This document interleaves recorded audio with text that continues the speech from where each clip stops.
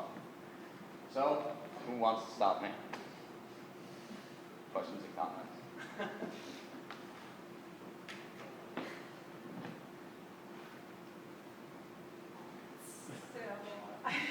Aren't you a provocateur?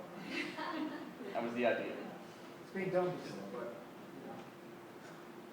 He's a provocateur dressed as a businessman.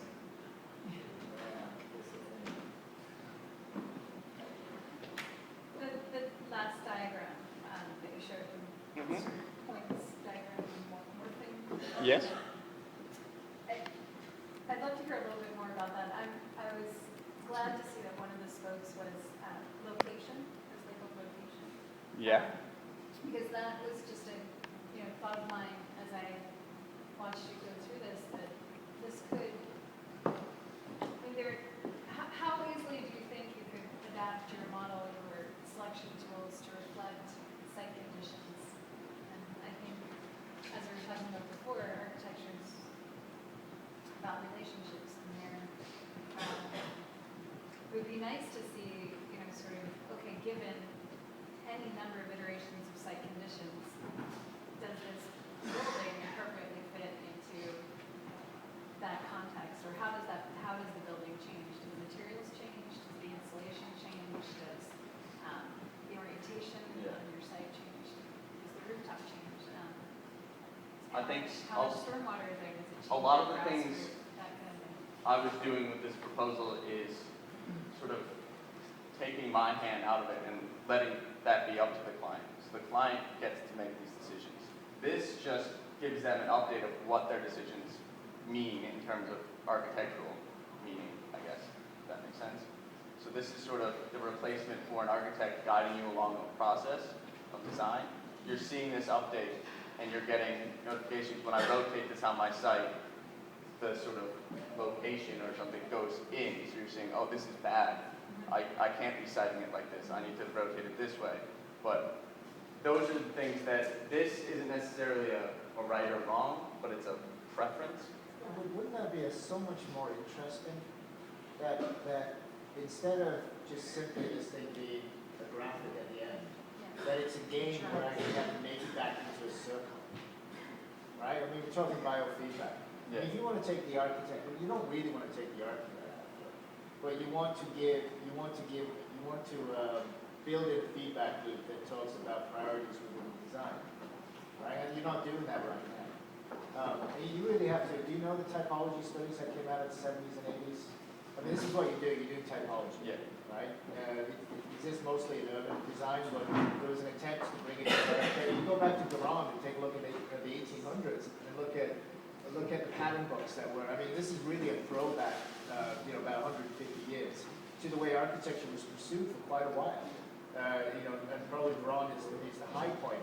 He talks about, and that's really the origin of functionalism as well. Comes out of Durand and the École Polytechnique in Paris that then moves into the Beaux-Arts, right? Which is, there's a big mythology about modernism being a break. It's not a break. It's actually a determination of 19th century rationalism. That's what modernism is. On several streams, there's a few other things that get mixed in, but on major streams, that's what this is. And you take a look at the old pattern book, which was the formulation of architecture for centuries. We could go look at back even into the Renaissance and the picture books that were produced for people to trace to understand how a facade should look. Durand has pages and pages and pages of the elements of architecture and how they're arranged with each other. I mean, it's what you do. It's actually a very, very old idea, and it's a pre-modern idea. Before the introduction of intuitive genius became very, very prominent within the discipline, that what we do is an artistry.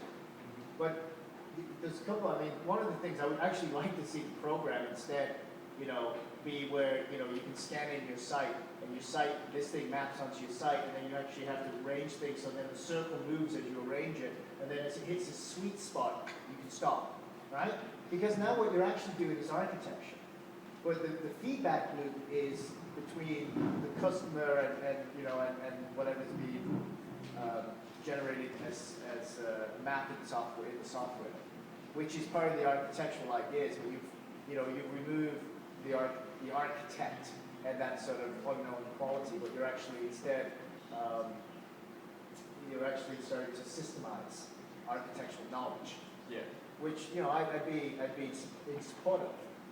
But I think you've got too many bits and pieces and this and that, and I mean the whole counterfeit thing, which I now don't even know why that matters, right? It's good to know about copyright laws. You ever follow the way transportation design works? Every time they make a frigging move, they patent it. They're insane. I mean, and they're crazy designers, and they do a little light and they go, oh, and they'll send it off to the patent office, and nobody else is allowed to do a light like that. It's like a completely different culture of design to the one that we have, where it's like, oh, go ahead, do it, right? Yeah. I mean, nobody's going to stop you from building a Farnsworth house. They may tell you that you're derivative, that there's no originality in it, and that would be an insult. That's kind of where the conversation started about the project, because there was this curious thing about why is the Farnsworth house a precious commodity when a lot of the ideas that went into it were about mass housing, right? And how come no one's just copying the Farnsworth house? Like, you'd think it would be easy to do.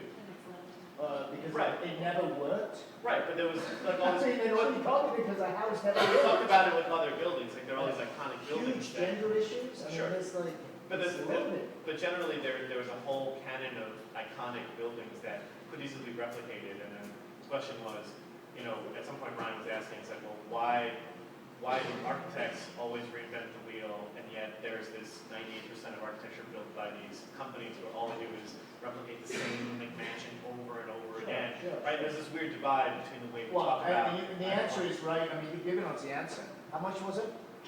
$7.5 million, or how much it How cost much was to it to build? build it? It was somewhere between 1 1 million. and 2.5 million Yeah. to do a steel frame house at how many square feet? 800?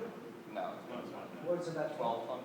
12, 14, something like that, yeah. Yeah. So Oh, yeah, no, whoa, like, why am I going to build that? No, but I think that was where the conversation began, about the relationship between cost effectiveness of architecture with a little a, meaning the building industry and the way that real estate and building industry works, and then what we are training all of these students to do, which is in fact a very small sector of this larger industry.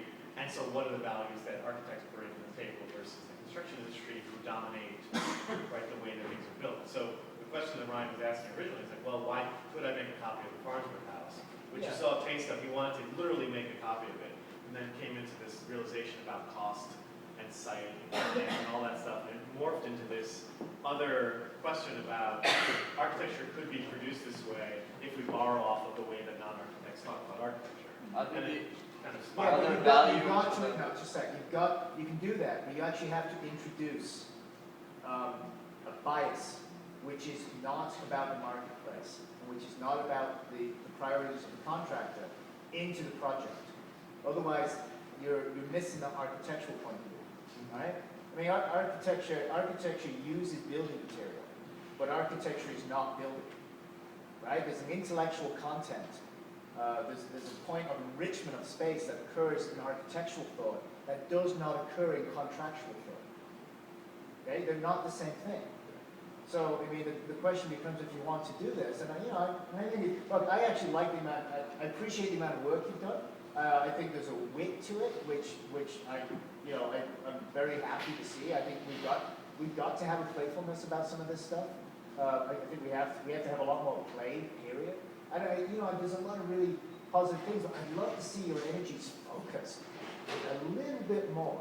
And so my questions would have to do, has to do probably with scale, where it becomes when we start rearranging things internally, we literally change the nature of the house. I mean, you can't just put 2 stories on the house, because the minute you do that, you end up with a stair core. And the minute you put in a stair core, you completely change the usability of the open plan, right? Because now you can look at Wright and you can look at Bussier, and they'll have long conversations about the idea of the introduction of an element into a void and the reaction that occurs in that effect. That's architectural, right? Contractors don't think like that. You're allowed to disagree. Well, you can disagree. I mean, you're welcome Well, to. there's I'm just trouble curious if you do or not. with that. No, I The idea that definitely agree, but I architecture is think one thing. it's reflective in this, that when Well, then that needs to be more. That needs to Yeah. be way more robust. get to this next Yeah. one, you're seeing the materials changing, you're seeing these indents that are very drastic. But there's, I don't know what it means. There's no metric, right? And I don't know whether the metric is actually stable. So it may go to 36. I have no idea what 36 means. Yeah, I think the other thing is that this, How does it change the option choices, the option menus Yeah. earlier on? And how are they linked together? I mean, there must be a dynamic linking between